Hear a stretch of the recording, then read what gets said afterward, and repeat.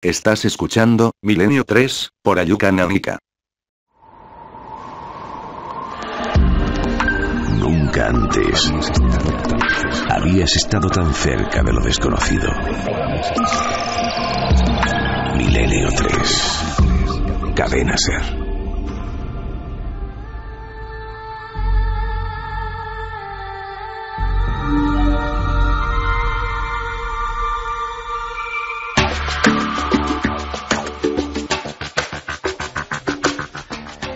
Desde la madrugada, 7 minutos, estamos en Milenio 3, en un día especial. Un día especial, Carlos, que yo creo que además habrá sido notado por nuestros oyentes, que nos habrán dejado alguna felicitación para Iker y para Carmen, ¿no? Bueno, pues una no, han llegado decenas y decenas y decenas. Y bueno, pues vamos a leer algunos de esos comentarios que han llegado a nuestras vías de contacto, milenio3 con número @cadenaser.com, a la página web, las frases de los oyentes, cadenaser.com, y a la nave del misterio, a nuestras redes sociales, Facebook, Twitter y Google+. Vamos a leer algunos de ellos, de estos comentarios. Antón nos decía: felicidad y alegría, Carmen e Iker. David, por ejemplo, nos decía: que la niña os dé toda la felicidad que nos ha dado con tu programa desde la primera noche que os escuché en 2003. Enhorabuena y milenios de felicidades, nos decía Gato al Sol. José Luis García: enhorabuena, Iker y Carmen, os deseo lo mejor para los tres. Andrea: enhorabuena, Iker y Carmen, por vuestra niña. Qué hermoso y emocionante lo contado por Iker. Me encanta el nombre y me ha hecho recordar cuando di a luz a mi primer pequeño. Salud, amor y felicidad para todos. Javier nos decía: enhorabuena, Carmen y Iker, bienvenida, Alma. Conozco perfectamente las sensaciones de las que habla Iker, porque hace poco más de un par de meses que nació mi hijo, nuestro primer hijo. Adrián, por ejemplo, nos daba la enhorabuena también por la nueva milenaria, que somos un poquito más numerosos, mucha salud, mucha suerte y un beso muy grande a los papás. Saludos desde Costa Rica. Para que veas, Santi, la gran cantidad de mensajes que están llegando y dando la enhorabuena tanto a Iker como a Carmen por la llegada de Alma. Pues no me extraña, porque en el fondo Alma es un poco ahijada de todos. Va a tener muchísimos padrinos milenarios. Y ya tenemos los datos, muy rápido, que antes teníamos esos problemas técnicos. La encuesta: ¿qué esperáis para el 2012? En ikerjiménez.com. El 58,9% dice que será un buen año con evolución y conciencia, y el 41,1% será un mal año con involución y con degradación. Muy poco han variado los resultados. Pues eso es lo que deseamos, que sea un buen año para todos, en especial para Iker Jiménez, para Carmen Porter, para Alma y para todos los que nos estáis escuchando esta noche.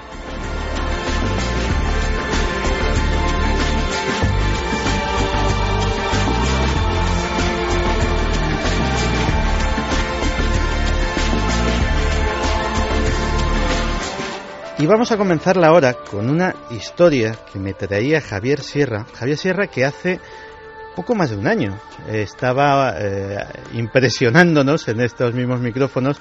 Él estaba muy lejos, estaba pasando muchísimo frío, supongo, haciendo una travesía épica por el Monte Ararat. Y precisamente del Monte Ararat nos traes una historia que a mí personalmente me parece digna de la mejor película de acción y misterio de Hollywood. Pues lo es, y la traigo a colación a raíz de una noticia con la que despedíamos 2011 y que amenaza con convertirse en algo tan cíclico como las muertes de animales en Bibi, en Arkansas, que mencionábamos hace un rato, y es el descubrimiento o el anuncio del descubrimiento del Arca de Noé en, digamos, la cumbre del Monte Ararat. Otra vez. El último descubrimiento se hizo público hace exactamente un mes, el 9 de diciembre del año pasado, cuando Daniel McGibbon, que es el presidente de Shamrock de Trinity Corporation, que es una organización religiosa, en realidad, que busca pruebas de que el Génesis es un libro de historia y no un texto religioso, anunciaba que gracias a la utilización de un radar de suelo, de un GPR, habían podido encontrar en un glaciar de 90 metros de grosor a 5.059 metros de altura en esa cumbre cumbre que tiene 5.165, un tablón de madera que se encuentra a unos 7 metros de profundidad, de unas dimensiones muy considerables. Sería una especie de viga de 37 metros y medio de largo. Un señor tablón. Sí, por 7,5 más o menos de ancho, es decir, un tablón o un conglomerado muy notable, y que según Daniel McGivern, pues no es sino un resto evidente del Arca de Noé petrificado dentro de ese glaciar.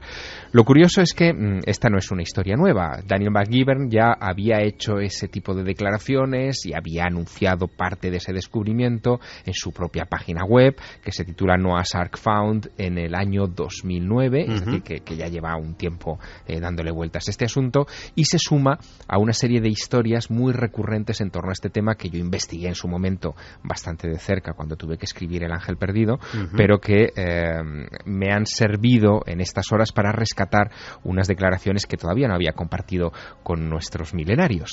Las declaraciones me las hizo un oficial retirado, un sargento mayor del Ejército de los Estados Unidos, con una hoja de servicio de 28 años, que se llama Robert Dean. Robert Dean se hizo muy famoso en los años 90, principios de los 90, cuando él dijo que mientras trabajaba para la OTAN, en una misión a la que le destinaron en Europa, él descubrió que existía un nivel de accesibilidad a los secretos oficiales que era una etiqueta llamada Cosmic Top Secret, que estaba por encima del Top Secret, ¿no? Cosmic Top Secret. Cosmic Top Secret. Y en torno a ese Cosmic Top Secret se habían guardado los grandes arcanos de la humanidad, desde la visita de extraterrestres, el accidente de Roswell y, por supuesto, también la búsqueda del Arca de Noé. Y en ese contexto me cuenta algo que parece el resumen perfecto de una película de acción norteamericana, pero me gustaría que lo escucháramos de su propia voz. Pues vamos a escuchar a Robert Dean. El Ararat es territorio turco, los turcos son nuestros aliados, pero los turcos no saben nada sobre esto, y nosotros no les hemos dicho nada ni pedido ningún permiso. Enviamos un equipo de la Marina al Ararat sin su conocimiento, y ese equipo de SEALs estuvo allí durante 10 días. Los llevaron con helicóptero y los lanzaron en paracaídas en su interior, a unos 4.000 metros de altitud. Los helicópteros normalmente no vuelan tan alto, pero nosotros tenemos helicópteros que lo hacen. La gente no lo sabe, pero tenemos helicópteros que alcanzan los 5.000. Así que situamos al equipo de marines y se trajeron consigo lo que describieron como artefactos anómalos.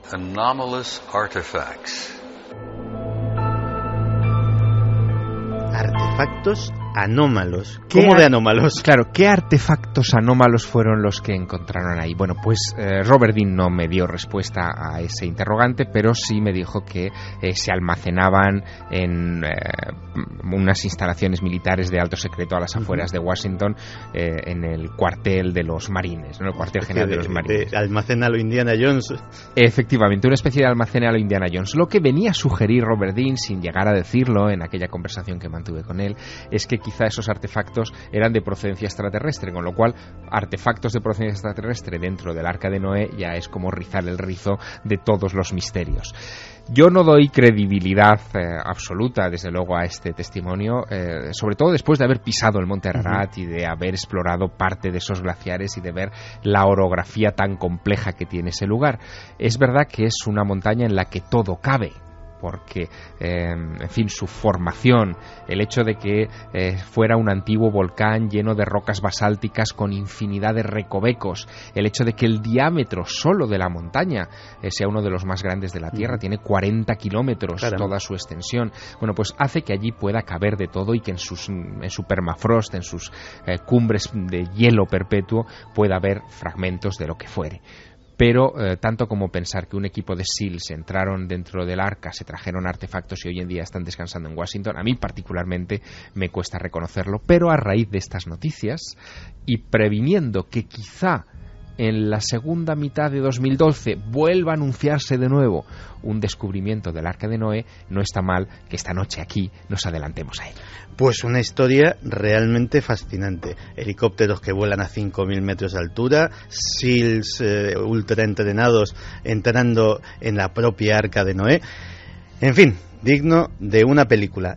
Y de películas vamos a hablar en un momentito.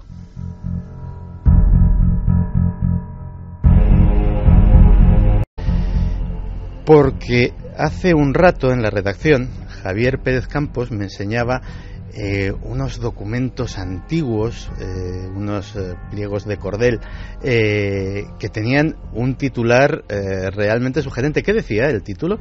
Pues los tenemos aquí ahora mismo, son unos pliegos de cordel de 1849.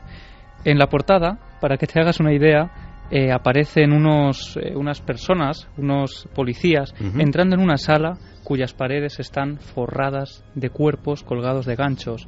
En el suelo aún personas vivas agonizando, y el título dice: El pastelero de carne humana y el barbero asesino. El pastelero de carne humana y el barbero asesino. El título, la verdad es que promete. Y sobre eso se ha hecho una película. Así es, pues es una película del año 2007, Sweeney Todd. La dirigió Tim Burton. Sin embargo, existen muchas otras versiones anteriores, existen versiones de Broadway, existe incluso un libro llamado El collar de perlas, que es el que dio origen a esta historia, 1846, escrito por Thomas Becket. Y si quieres vamos a escuchar el tráiler de la película para entrar un poco en la historia. Lo escuchamos. 15 años soñando con volver a mi hogar con mi mujer y mi hija.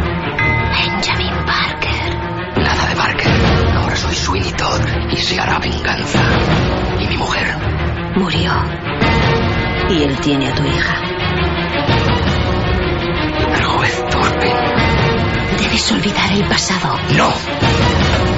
A tiempos desesperados. Medidas desesperadas. Sweeney Todd, que antes de que me dijeras que esto estaba basado en hechos reales, a mí me parecía como una especie de versión bestia del Conde de Montecristo, pero resulta que es que sucedió en realidad. Así es, existen ciertas modificaciones que Hollywood ha realizado, finales un poco más alegres o mucho más diferentes, pero la historia está ahí. Tenemos al personaje principal, Benjamin Barker, que es engañado. Bueno, él vivía felizmente con su mujer, con su hija, y aparece de pronto ese juez Turpin, ¿no?, que se enamora de su esposa y, bueno, pues finalmente idea un plan para quitarse del medio a Benjamin Barker. Lo acusa de ciertos crímenes que él no comete, lo expulsa de Londres durante 15 años y lo que no esperan es que Benjamin Barker regresaría después.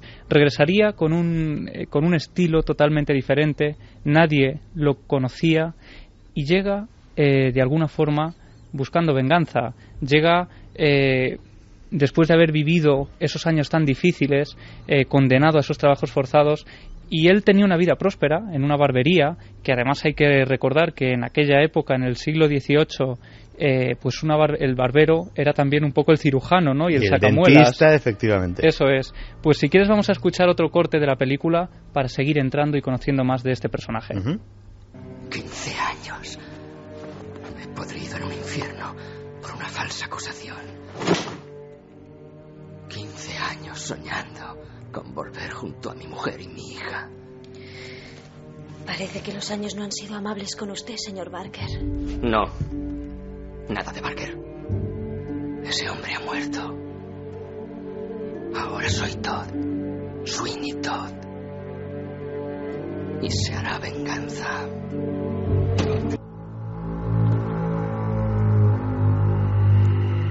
Y se hará venganza. Y así además es. Hay otra voz, hay una persona, un cómplice. Eso es, esa es la cómplice de Sweeney Todd, que es ni más ni menos que su vecina de abajo, la señora Lovett. Porque cuando Sweeney Todd llega a su barbería en la calle Fleet, que estaba en un segundo piso, descubre que en el primer piso han abierto una nueva tienda, una tienda de pasteles, en la que, bueno, pues él empieza a tener un contacto casi diario con esta mujer, su negocio no es muy próspero, y finalmente, pues entre los dos acaban ideando la forma de vengarse. Fíjate, Santi, lo primero que hace es cambiarse el nombre a Sweeney Todd para que nadie lo conozca, para que nadie sepa quién es.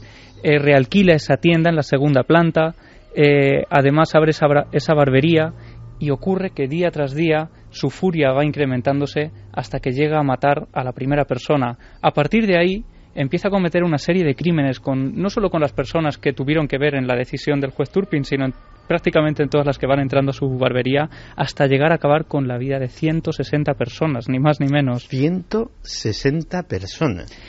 Y el problema es qué hacemos con los cuerpos y cómo una persona llega a matar a 160 personas sin que nadie se dé cuenta de que algo extraño está ocurriendo.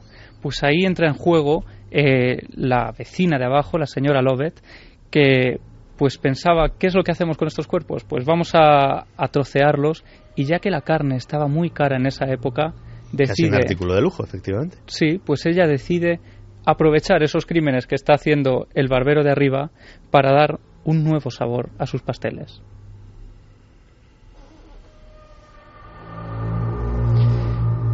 Para que te hagas una idea, Santi, los pasteles de la señora Lovett empiezan a tener una gran fama en Londres y como empanadas de carne, ¿no? Así es, son empanadas de carne, y pasa de tener un negocio que estaba muriendo prácticamente a enriquecerse de una forma bastante importante, y la gente que pasaba por allí decía que la textura y el sabor de ese relleno de los pasteles era algo que no habían probado nunca y que describían como una delicatessen. Fíjate que eso es una constante. Voy a esperar a que termine la historia, pero ha sucedido en otras ocasiones y ha habido casos en la historia criminal europea muy célebres al respecto.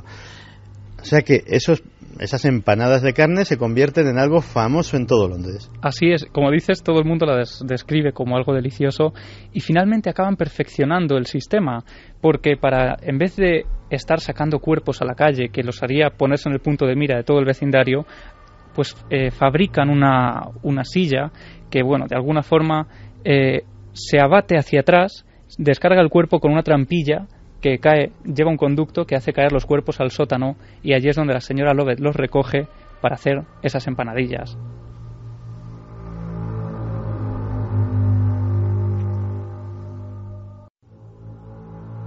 Verá, me han llegado quejas debido al hedor de su chimenea. Dicen que de noche es realmente nauseabundo. El respeto a las normas sanitarias y el bienestar público es responsabilidad mía, así que me temo que debo echar un vistazo a su horno. Por supuesto. Pero antes, ¿por qué no sube a afeitarse? Hoy invito yo.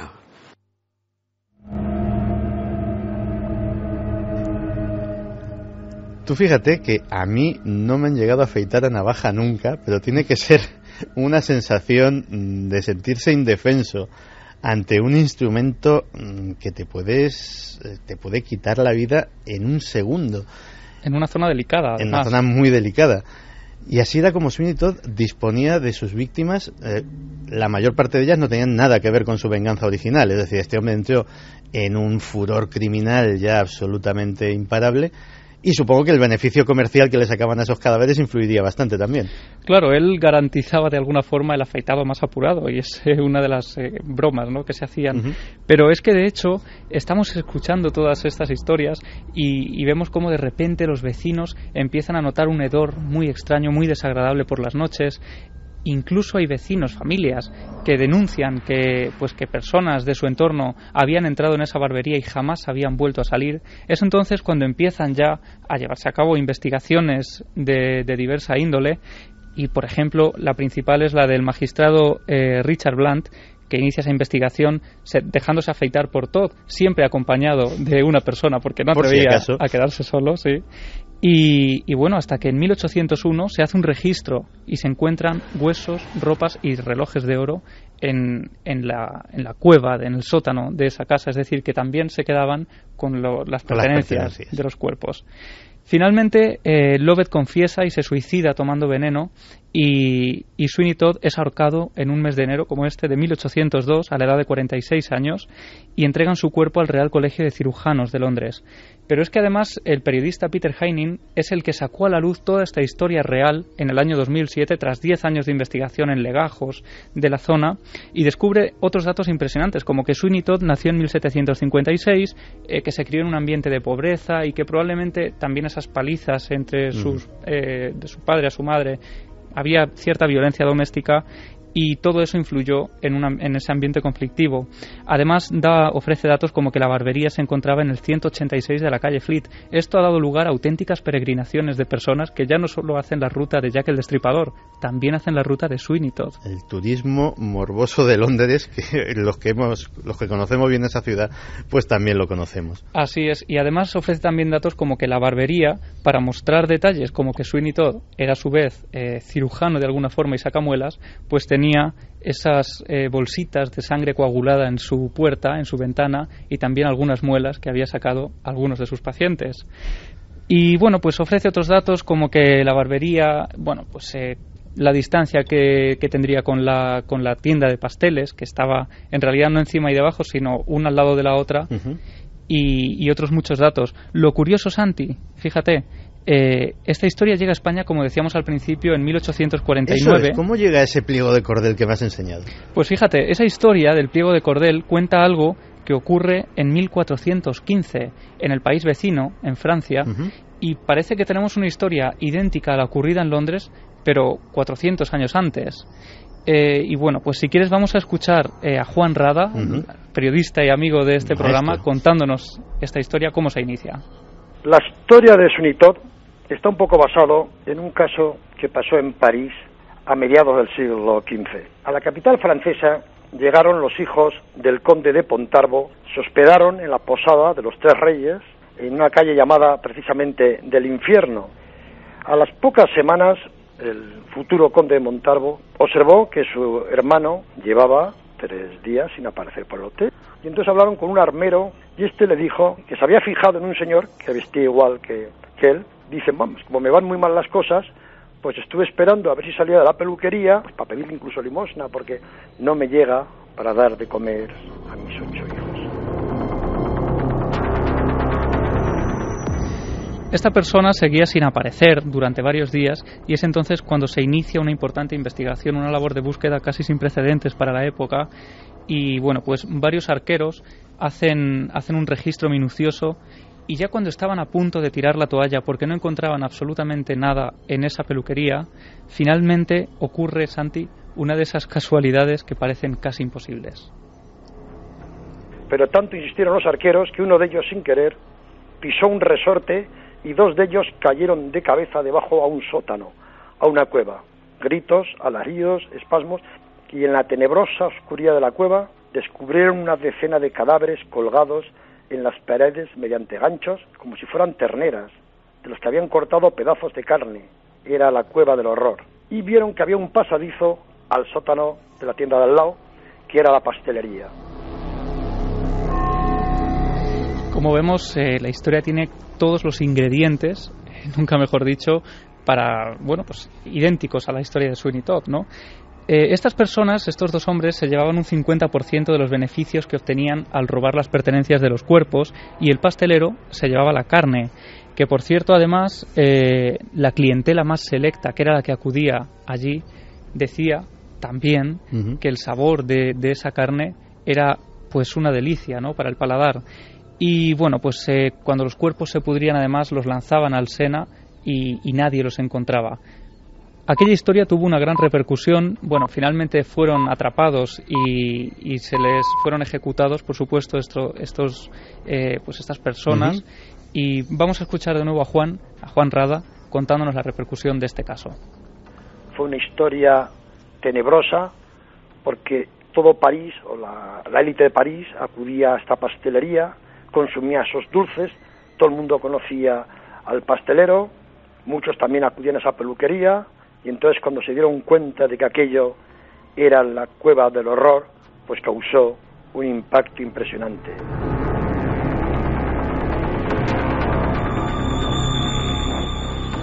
Pues Javier, parece mentira cómo algunas pautas del horror se van repitiendo en el tiempo. Y fíjate que cuando me contabas este caso me vino a la memoria el caso de Fritz Haarmann, el carnicero de Hannover. En la década de los años 1920 en Alemania había una crisis económica bastante más dura que esta, una inflación tremenda, una pobreza sin límite, y un hombre, Fritz Haarmann, se dedicaba a ir a la estación de tren de Hannover a jovencitos que venían de provincias a buscar trabajo, a buscarse la vida, pues a engañarlos, a seducirlos, a llevarlos hasta su carnicería, y allí los dejaba sin sentido, parece ser que abusaba de ellos sexualmente, y los metía automáticamente en la máquina de hacer salchichas. Hasta que le atraparon, y le atraparon mucho tiempo después, las salchichas de Fritz Hartmann se convirtieron en las más famosas de Hannover. La gente hacía auténticas colas por comprarlas. Como ves, una y otra vez, las mismas pautas se van repitiendo a lo largo de la historia negra.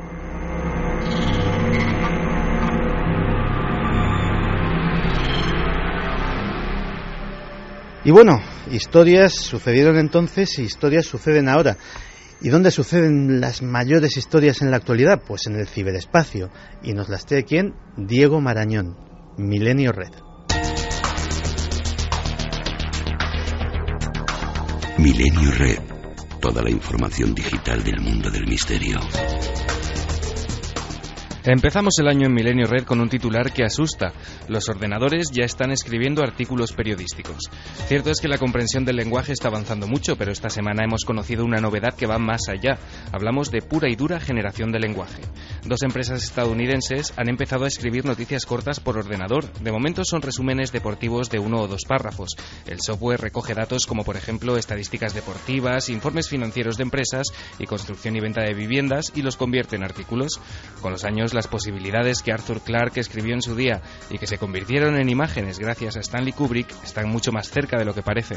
Tengo todavía el mayor entusiasmo y la máxima confianza en la misión, y quiero ayudarle.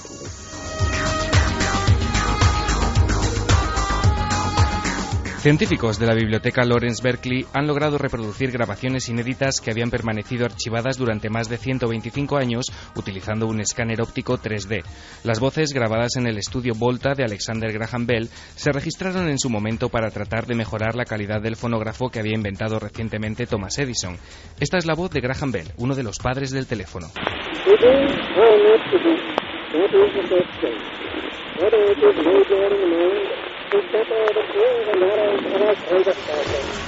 Los documentos sonoros fueron donados a la biblioteca por el propio inventor, quien sin embargo no los acompañó de un reproductor, por lo que su voz ha permanecido más de 125 años sin ser escuchada.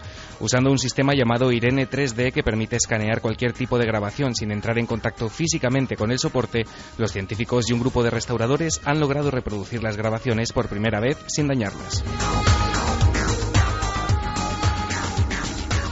Los rumores sobre un hipotético apagón de Internet son cada vez más insistentes. La Stop Online Piracy Act, la ley SOPA, está trayendo mucha cola. Entre sus detractores está el fundador de Wikipedia, Jimmy Wales, que ha propuesto un nuevo método de oposición a este proyecto de ley. Se está planteando vaciar totalmente la enciclopedia gratuita.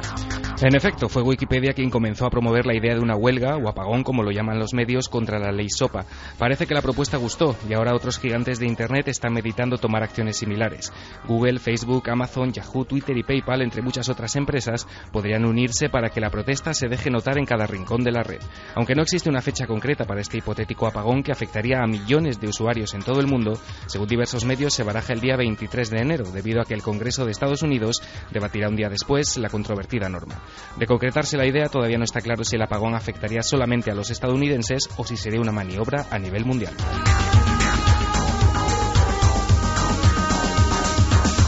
Y ha sido uno de los temas más comentados en la red durante las Navidades. Un misterioso soldado gigante, cuya altura rondaría los 2 metros y 40 centímetros, presenció el funeral del líder norcoreano Kim Jong-il, acaparando la atención mundial, en un país cuya estatura media es menor al 1,70 m.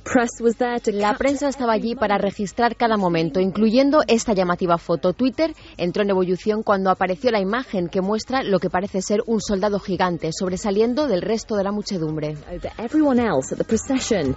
La ya célebre imagen fue tomada por la agencia de noticias Associated Press y en ella se aprecia un numeroso grupo de soldados atendiendo las exequias del líder. Lo curioso es ver cómo un auténtico coloso humano sobresale en la fotografía.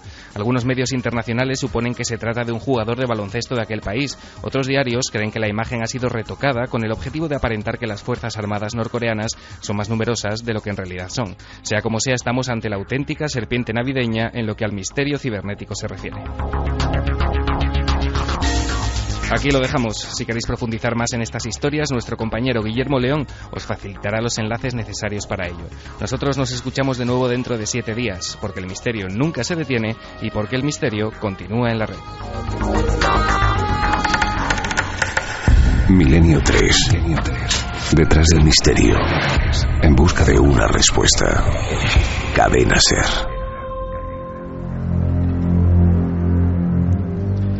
Pues los que no hayan tenido ocasión de ver la fotografía, que efectivamente consulten la página web, porque esto del soldado gigante en el funeral de Kim Jong-il es realmente impresionante y está dado lugar a teorías conspiranoicas que hablan de experimentos genéticos para crear supersoldados en Corea del Norte. En fin, la imaginación echa a volar. Mañana, en Cuarto Milenio, vamos a tener un debate. No sé si tan intenso y tan vehemente como el que acabamos de presenciar en esta mesa, pero vamos a tener un debate muy interesante sobre experiencias cercanas a la muerte, sobre las ECMs. En ese debate se tratarán todos los aspectos del tema, algunos inéditos y muy interesantes, y a raíz de ello, Carlos Largo me ha contado una historia que me ha dejado pues muy sorprendido con un tema que yo conozco, o creo que conozco relativamente bien, como es ese de las experiencias cercanas a la muerte, y sin embargo me he encontrado con un testimonio de una persona que es un hombre de ciencia, un hombre racional, que su vida y su trabajo se mueven en los parámetros absolutamente cartesianos y científicos, y que sin embargo, por su peripecia personal, pues ha protagonizado no uno, sino varios de estos hechos. Y con él ha estado, y con él ha hablado, y con él ha compartido su vivencia. Carlos Largo, cuéntame. Pues Santi, la verdad es que este encuentro con esta persona fue fortuito, fue a raíz de un reportaje pues para Cuarto Milenio. Uh-huh. Y bueno, pues empezamos a hablar acerca que no tiene nada que ver con experiencias cercanas a la muerte. Efectivamente, nuestro invitado es licenciado en Ciencias Químicas y asesor medioambiental. Uh-huh. Es una persona de mucha reputación. Y bueno, pues que hablando con él, pues un día me confiesa que él desde pequeño ha convivido con la muerte. Uh-huh. Desde muy pequeño ha estado en contacto con este tipo de encuentros y, como bien decías, no solo ha tenido una experiencia, sino hasta una decena, tal y como él me relataba. Sí. Desde la edad muy temprana, por ejemplo, desde el primer año de edad, uh-huh. Su madre le comenta ya que estuvo en varias ocasiones a punto de morir. Todo esto parte de un simple hecho. La familia había tenido una muerte muy marcada, que era la muerte del hermano mayor. Uh-huh. A raíz de ahí, a nuestro invitado, que se llama Amador Barambio, pues empiezan a ocurrir una serie de cosas, enfermedades, que le hacen permanecer en casa durante prácticamente 6 años. 6 años en una cama, en su habitación, enclaustrado. Digamos como una especie de niño burbuja, uh-huh. que, como él decía, pues no había descubierto todavía el mundo.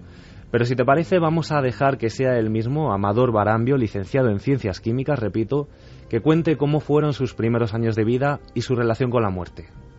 Yo calculo que ella nunca me lo dijo, pero al estar con mucha ropa me debí destapar porque tenía calor y cogí una bronquitis. En aquellos tiempos no había los adelantos de antibióticos que hay ahora y se me quedó crónica. Entonces mi infancia transcurrió prácticamente encerrado en mi casa. No tengo recuerdos de juegos en el exterior, a la escuela fui muy tarde, porque del año hasta los 6 años aproximadamente, pues estuve muy enfermo y a punto de morirme como 13 o 14 veces, ¿no? Entonces mis recuerdos son siempre muy muy traumáticos, de ver, incluso recuerdo haber visto un ataúd blanco de pie, y yo estando en una cama y con el médico hablando con mi madre y mi madre llorando, o ver lo que llaman mortaja en los pueblos, es decir, una ropa para un niño para poderlo enterrar, recuerdos de gomas inyectándome suero en mis venas, la visita del practicante, en fin, fue muy triste, ¿no? Un niño al que le llevan a los pies de la cama su futuro ataúd. O sea, la imagen no puede ser más espeluznante. Y que quizá él mismo no entendía y que comprendió años más tarde cuando sufre la experiencia cercana a la muerte que más le impacta y que más le marca para el resto de su vida. Tenía unos 19 años aproximadamente, estaba en la Universidad de Valencia estudiando ciencias químicas y bueno, pues sufre una especie de shock y a partir de ahí empieza a tener una vivencia que bueno, pues como él mismo nos va a contar, a partir de ahí le cambia la concepción sobre la muerte y empieza a investigar y bueno, pues vamos a escucharle. Yo siempre he sangrado mucho por la nariz, no sé si por efecto de las inyecciones antibióticas y demás que me pusieron en aquella época, y sufrí una pérdida de más de medio litro de sangre. Habían llamado ya al médico de urgencias y en ese momento debió darme una especie de shock, una parada cardíaca o algo parecido, y yo no recuerdo perfectamente toda la situación porque viví lo que viví, pero al mismo tiempo era consciente de lo que pasaba a mi alrededor, yo deducí luego leyendo más tarde que había tenido una salida extracorpórea. Entonces en ese momento lo que viví fue como un personaje que yo no vi pero que sentía a mi lado, que me acompañaba, y pasaron mi vida hasta esos 19 años como una especie de fotogramas. Es decir, si lo que había hecho era muy positivo, yo sentía un amor maravilloso, formidable, que me marcó. Nunca he sentido un amor así en vida, ¿no? Por el contrario, cuando pasaban otra escena y revivía como otra película, otra parte de mi vida, vivía, por ejemplo, algo que yo había hecho mal. Y entonces sentía un dolor hondísimo, muy profundo y muy desahogador, que el personaje que pudiese estar a mi lado me calmaba, ¿no? Inmediatamente el médico, cuando se me produjo la parada cardiorrespiratoria, entró, me pusieron una inyección de vitamina K, por lo que me comentaron los compañeros y por lo que yo vi, sé que me llegaron a hacer reanimación cardíaca y volví. Entonces, pero yo creo que fueron realmente no mucho tiempo, porque me imagino si hubiesen quedado trastornos de algún tipo a nivel cerebral, y reviví, y yo recordaba perfectamente toda la escena. O sea, podía decir lo que habían dicho mis compañeros y vi todas esas situaciones, pero no llegué nunca a sobrepasar el túnel. Un personaje que le acompañaba a los pies o al lado de su cama constantemente, como en esas historias del tercer hombre que relatábamos hace unos programas, hace una temporada más o menos. Uh-huh. Y a raíz de ahí, pues Amador empieza a investigar, conoce pues todos los libros que trataban estas experiencias, Moody, efectivamente. Y además un elemento muy importante, que es que su mujer, su esposa, se dedica al medio sanitario. Uh-huh. Han estado en varios pueblos de Cuenca como médicos locales, digamos, y bueno, pues allí han podido conocer de primera mano más experiencias en las que gente que estaba a punto de morir decía estar acompañado por esa especie de persona. Que estábamos a 100 kilómetros y casi 2 horas de camino del hospital más cercano, que era Cuenca. Entonces ella vivió allí situaciones límites en el que, bueno, yo recuerdo pues a gente que murió en su camilla, acompañó a muchos moribundos, y ella sí que desarrolló una especie de sentido especial en el sentido de poder calcular casi el momento preciso de la muerte, ¿no? Y sí que cuenta muchísimas experiencias de pues personas que cuando estaban a punto de morir pues estaban le comentaban que le presentó a mi padre, le presentó a mi madre, es decir, que sí que venían como gente que ya no estaba viva a acompañar a ese moribundo, y mi mujer, claro, sabía que no estaban allí, pero que esa persona los veía con total normalidad, ¿no? De hecho, no solo se encontraban con estas experiencias en el despacho de su esposa en el ámbito sanitario, sino que también empieza a hablar con familiares, con amigos de su pueblo, y le empiezan a contar nuevas historias, algo que le reconfirma lo que él ha vivido durante su infancia y durante su juventud. Pero vamos a hacerle a Amador la pregunta clave: ¿tiene miedo a la muerte después de todo lo que ha pasado? Esto es lo que nos ha respondido. Yo no me atreví a comentarle a nadie mis experiencias porque me iban a tirar de loco, ni a mi familia, no podía, era algo que yo guardaba. Entonces, cuando llegó pues el Vida después de la vida de Dr. Moody, cuando empecé a indagar sobre las experiencias de Carver Ross, pues yo ahí asimilé que no era algo excepcional, que era algo bastante natural, porque gente de todas las creencias, de todas los estamentos sociales habían tenido experiencias parecidas a la mía. Entonces empecé a indagar en la gente más cercana, y sí que me encontré, por ejemplo, recuerdo una amiga mía de un pueblecito vecino a mi pueblo, que sufrió un ahogamiento en el pantano de mi pueblo, el pantano de Alarcón, y que ella me recordaba, me decía que había vivido perfectamente lo mismo que yo viví, así que había visto la escena con la reanimación que le habían hecho, lo que comentaba la gente, y que luego había vuelto a la vida, ¿no? Y que yo sé que totalmente, con total seguridad, de que cuando muera voy a vivir, porque yo no puedo pensar que eso es una alucinación ni nada parecido, ¿no? Todas las experiencias que viví de pequeño, más esa tan clara y tan vivida, siempre me han dado una fe total y una confianza absoluta de que realmente hay vida después de la muerte. Eso me ha hecho siempre confrontar a la vida con mucha tranquilidad, y yo no tengo miedo a morir.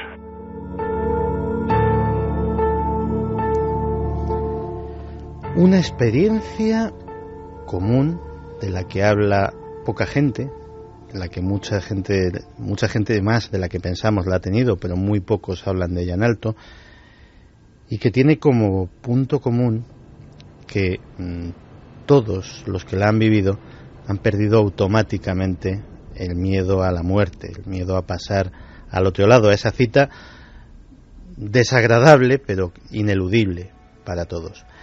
Mañana, en Cuarto Milenio, experiencias cercanas a la muerte.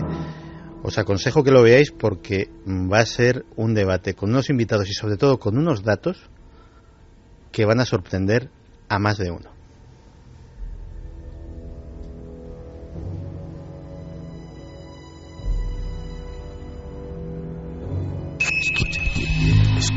¿Quieres conocer la respuesta? Milenio 3 en la SER.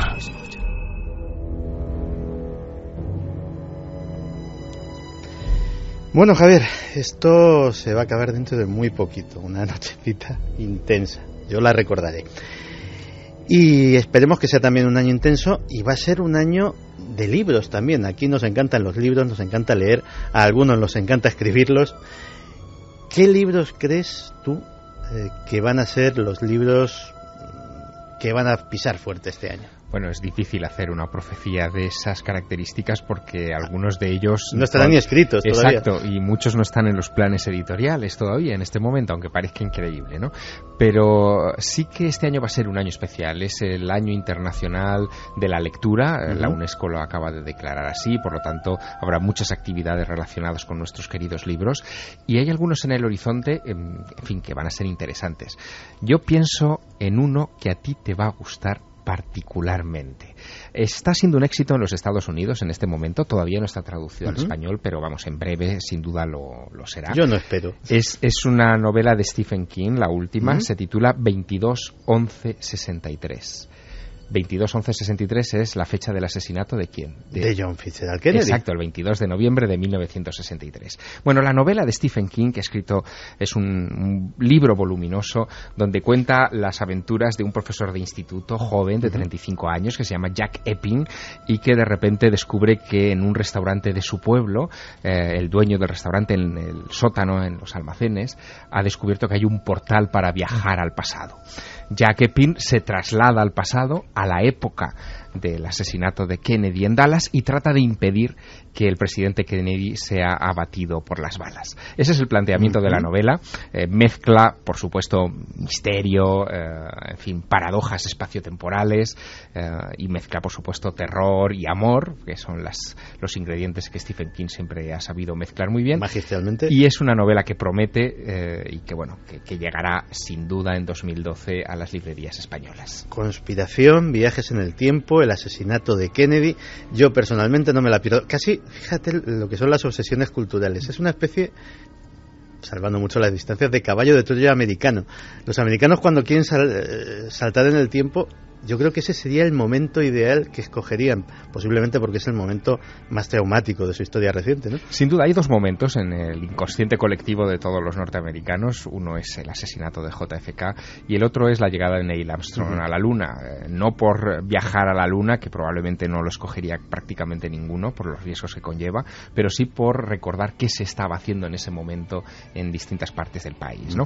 O también incluso por añadir un elemento más, esa noche de 1957 en la que los rusos pusieron en órbita el Sputnik y que creó una gran conmoción en los Estados Unidos y que inspiró, por cierto, el arranque de un libro maravilloso de Stephen King también, que es uno de sus pocos ensayos, que se llama Danza Macabra. Es verdad que decía que era el momento en el que conoció el terror. Exacto. Que estaba en una matiné en un cine viendo pues un programa doble de películas de terror y llegó el dueño del local, interrumpió la proyección y dijo que los rusos habían colocado algo en el espacio, ¿no? El Sputnik. Y el saber que el enemigo atómico tenía la capacidad de disparar cosas que llegaban hasta arriba y que desde arriba te podrían disparar a ti, efectivamente debía de ser muy inquietante para aquel momento histórico. Sin duda, lo paradójico de aquel momento es que la película que se proyectaba era de terror en el cine, nadie chillaba, y cuando se anunció aquello, todo el mundo salió del cine con las manos en la cabeza. Bueno, hay más historias, evidentemente, para este 2012, y hay una que, en fin, ocupó titulares en la prensa, fue noticia, de hecho sigue siendo hoy por hoy un misterio, porque la policía todavía no ha resuelto el asunto, que es el robo del Códice Calixtino, que desapareció de la Catedral de Santiago de Compostela en torno al 5 de julio de este año pasado. Bueno, las conjeturas fueron muchísimas desde el primer momento. Los hay incluso en estos momentos, en estas fechas, que sostienen que el códice no ha salido de Santiago de Compostela, que ha sido gente de dentro de la catedral, del entorno del entonces deán de la catedral, José María Díaz, los que sustrajeron ese libro como venganza personal hacia el hombre, digamos, que regía los pasillos del templo. Y fíjate, es curioso porque esas sospechas tienden a subrayar las primeras declaraciones que hizo el padre José María Díaz al poco de reconocer que le habían robado esa obra maestra, ese libro prácticamente incunable que tenía en la catedral. Y lo decía en estos términos, lo escuchamos. Si sospecho de alguien no lo digo. Primero porque es pecado hacer juicios temerarios. Hombre, lo que podemos decir es que el que lo llevó sabía de qué se trataba, sabía del incalculable valor y sabía cómo llegar a él, o si no lo sabía, lo averiguó para poder llegar. Era cuestión de tiempo que un novelista, en fin, con esos mimbres pudiera urdir una buena historia en forma de novela.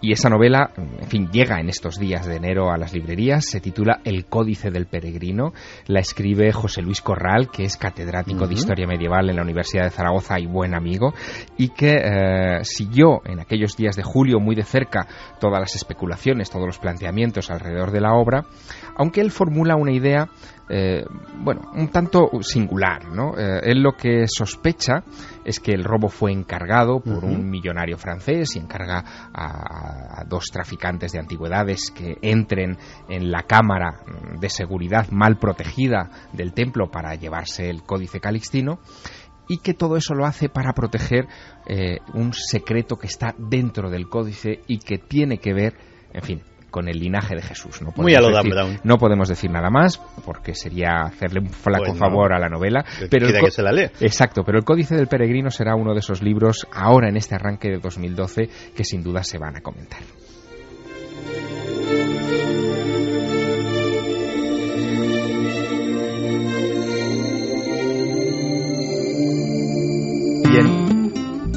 Y en esa lista de libros pendientes, de ensayos y novelas que sin duda leeremos, yo apostaría a que habrá por lo menos una docena de ellos que tendrán que ver con una efeméride importante en este 2012 y de la que nos tendremos que ocupar antes o después. ¿Qué se celebra? Se celebra el centenario del hundimiento del Titanic. Caramba.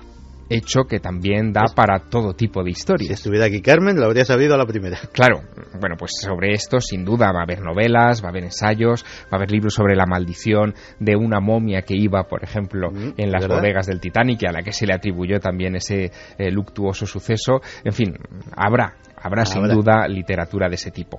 Y nos esperan varias cosas. Por ejemplo, en un término más cercano a lo que hemos hablado esta noche en el programa, 2012, en fin, lo que nos espera, Sirio, la editorial Sirio va a publicar Tiempo Fractal de Greg Barden, que es uno de los libros que más se han comentado en este tiempo en círculos New Age de los Estados Unidos, donde se comparan los modernos conceptos de la realidad fractal con el antiguo concepto de los ciclos de tiempo, donde todo regresa, todo se repite, lo bueno y lo malo, y esta crisis no sería sino un reflejo de esos ciclos, ¿no? Volvemos a pasar por crisis que ya hemos pasado en la antigüedad. De hecho, dentro de muy poquito vamos a hacer aquí en Milenio 3 un programa haciendo un paralelismo entre los grandes descubrimientos de la física cuántica, de la física, de la astrofísica, y lo que pensaban, lo que intuían, lo que meditaban los místicos, los pensadores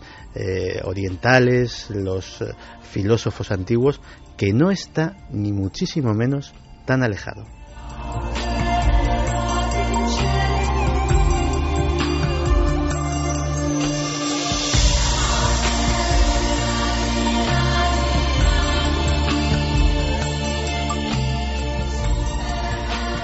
Y bueno, es un momento, como hemos dicho, un programa extraño y un programa en el que, a pesar de que el que os habla pues ha tenido su bautismo de fuego en el micrófono amarillo de la cadena SER, caramba, lo que impresiona el micrófono amarillo, la mesa y el estudio en el que estoy, pues ha sido un programa que, a pesar de las polémicas, a pesar de los barberos asesinos y a pesar de todo, sobre todo tenía como trasfondo alegría, mucha alegría, la que sentimos por nuestros amigos que seguramente nos están escuchando en este momento.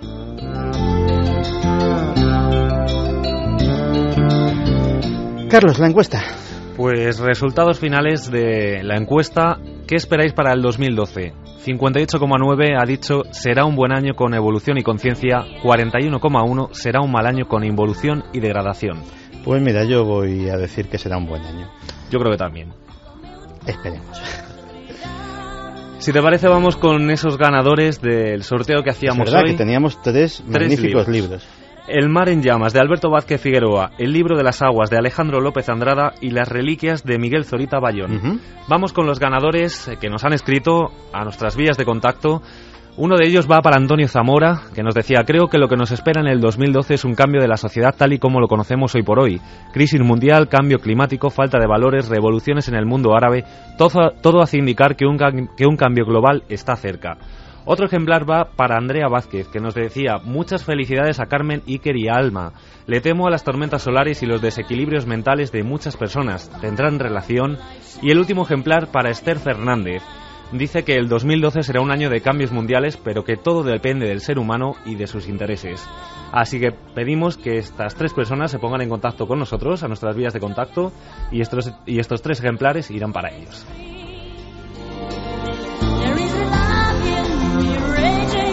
Pues esto es lo que ha dado de sí el segundo Milenio 3 de la historia sin Iker Jiménez. Uno lo hizo en su día Carmen Porter.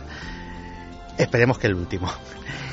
Muchísimas gracias a los que habéis estado aquí. Javier Pérez Campos.